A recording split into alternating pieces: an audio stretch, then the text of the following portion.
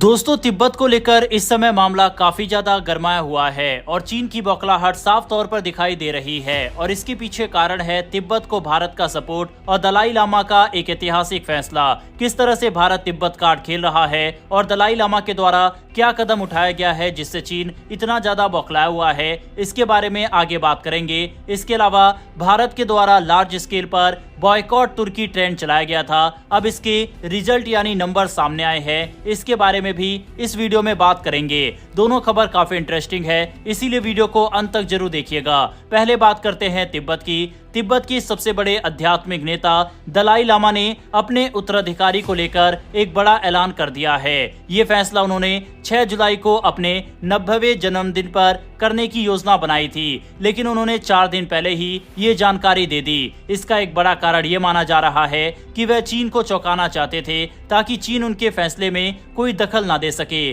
दलाई लामा का मानना है कि उनका उत्तराधिकारी तय करना केवल धार्मिक परंपरा का हिस्सा नहीं है, बल्कि यह एक राजनीतिक और अंतर्राष्ट्रीय मामला भी बन चुका है। चीन लगातार ये दावा करता रहा है कि अगला दलाई लामा उसकी मंजूरी से चुना जाएगा, जबकि दलाई लामा कहते हैं कि ये पूरी प्रक्रिया केवल तिब्बती बौद्ध परंपरा और उनके द्वारा बनाए गए गदेन फोड्रंग ट्रस्ट के तहत ही होगी। दलाई लामा ने कहा है कि उनके ट्रस्ट के पास ये अधिकार है कि वह भविष्य में उनके नए अवतार को पहचानने का काम करे। इसके लिए वह तिब्बती बौद्ध परंपरा के सभी प्रमुख धार्मिक नेताओं की मदद लेंगे। उन्होंने साफ किया है कि इसमें किसी भी सरकार, खासकर चीन का कोई दखल देने का अधिकार नहीं है। उन्होंने ये भी बताया कि पिछले 14 सालों से उन्हें कई जगह से अपील मिल रही थी, भारत, नेपाल, मंगोलिया, रूस और चीन से, कि दलाई लामा की परंपरा को आगे जारी रखा जाए। चीन दलाई लामा को एक राजनीतिक अलगाववादी मानता है और उन पर आरोप लगाता है कि वह तिब्बत को चीन से अलग करना चाहते हैं। चीन कहता है कि अगला दलाई लामा उसकी अनुमति से ही चुना जाएगा। चीन ने 2007 में एक कानून बनाया जिसका नाम है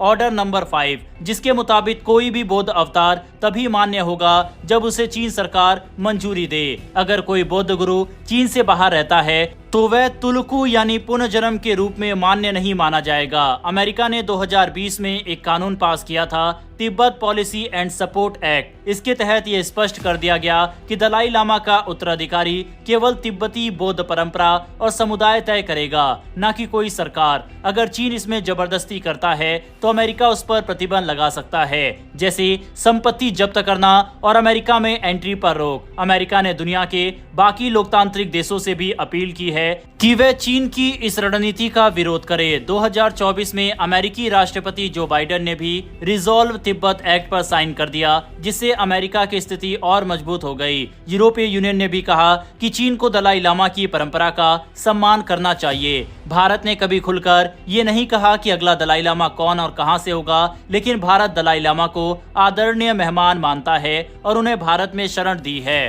प्रधानमंत्री नरेंद्र मोदी और दलाई लामा सार्वजनिक रूप से एक दूसरे को जन्मदिन की शुभकामनाएं देते हैं, जो पहले शायद ही किसी प्रधानमंत्री ने किया हो। भारत ने हाल के वर्षों में वन चाइना पॉलिसी का समर्थन नहीं किया है, जो चीन को खटकता है। धर्मशाला में दलाई लामा की निर्वासित तिब्बत सरकार है, लेकिन भारत उन्हें राजनीतिक गतिविधियों की इजाजत नहीं देता।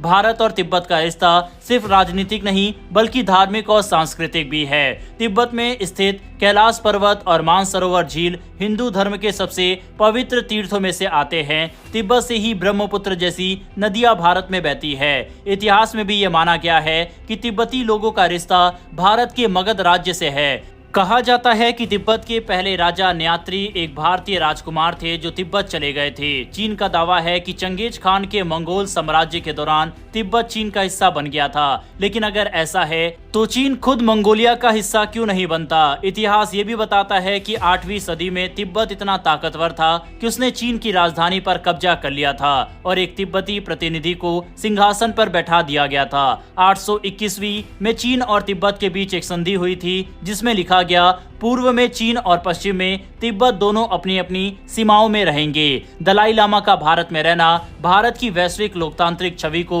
मजबूत करता है। दुनिया भर में उनके लाखों समर्थक हैं, जिससे भारत को कूटनीतिक लाभ होता है। भारत में रह रहे करीब 2 लाख तिब्बती शरणार्थी खुद के पैरों पर खड़े हैं। वे ना नागरिकता मांगते हैं, ना कोई समस्या खड़ी करते हैं। उनका सपना है तिब्बत में वापस लौटना, जहां उनकी संस्कृति और धर्म को आज चीन कुचल रहा है। दलाई लामा की मौजूदगी भारत के लिए एक रणनीतिक संपत्ति है, जिससे चीन के साथ बातचीत में भारत का पक्ष मजबूत होता है, खासकर सीमा विवाद में, क्योंकि दलाई लामा मैकमोहन रेखा को भारत तिब्बत की सीमा मानते हैं, जो भारत के लिए फायदेमंद है। बढ़ते हमारी अगली खबर की तरफ, जो कि तुर्की से आ रही है। पिछले कुछ वर्षों में भारतीय पर्यटकों की संख्या दुनिया भर में बढ़ी है, लेकिन अब ये बढ़त सिर्फ घूमने फिरने तक सीमित नहीं रह गई। अब भारतीय पर्यटक ये भी देख रहे हैं कि वह जिस देश में जा रहे हैं वो भारत के लिए दोस्ताना है या नहीं। इसी सोच ने तुर्की की पर्यटन इंडस्ट्री को बड़ा झटका दिया है। 2025 के मई महीने में तुर्की में भारतीय पर्यटकों की संख्या में लगभग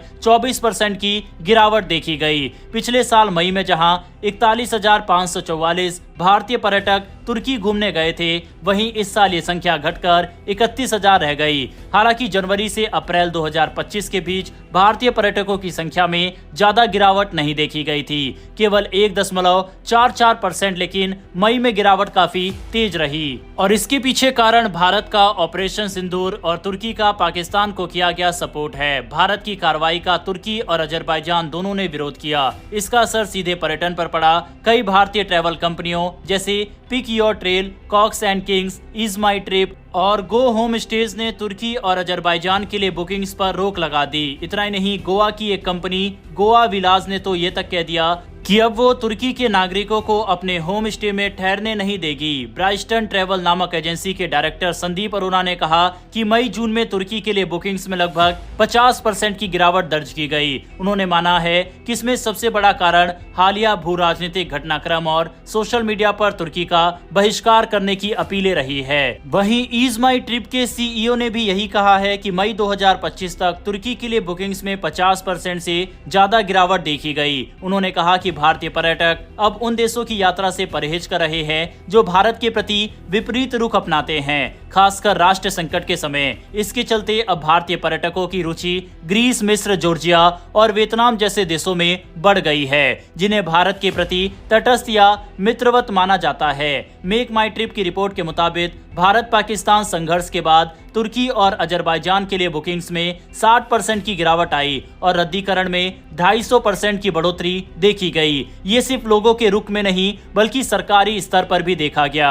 कई भारतीय एयरपोर्ट्स ने तुर्की और चीन की कंपनियों से अपने करार रद्द कर दिए क्योंकि वे पाकिस्तान का समर्थन कर रहे थे। इससे साफ है कि अब भारतीय नागरिक सिर्फ पर्यटन नहीं कर रहे बल्कि ये भी देख रहे हैं कि किस देश ने संकट के समय भारत का साथ दिया और किसने विरोध किया। लेकिन दोस्तों, एक तरफ भारत के द्वारा तुर्की जैसे देशों को बॉयकॉट किया जा रहा है, लेकिन दूसरी तरफ भारत सरकार के द्वारा कई ऐसे कदम उठाए जा रहे हैं जो भारतीयों की राष्ट्रीय भक्ति और भावनाओं को ठेस पहुंचा रही है। दरअसल अचानक से भारत सरकार ने ये फैसला लिया है कि जिन पाकिस्तानी यूट्यूबर्स और इंस्टा अकाउंट्स को बैन किया गया था, अब उन पर से बैन हटाया जा रहा है, जो कि काफी शॉकिंग है। अभी 2 महीने भी नहीं हुए ऑपरेशन सिंदूर के और भारत के द्वारा ये लिया गया फैसला काफी हैरान करने वाला है। और ऐसा नहीं है कि इन यूट्यूब चैनलों से भारत को कुछ फायदा होता है, बल्कि इन्हीं लोगों को फायदा होता है। इसके अलावा एशिया कप यानी कि क्रिकेट का टूर्नामेंट के लिए बीसीसीआई राजी हो गया है, यानी कि भारत पाकिस्तान का मैच इस साल हो सकता है।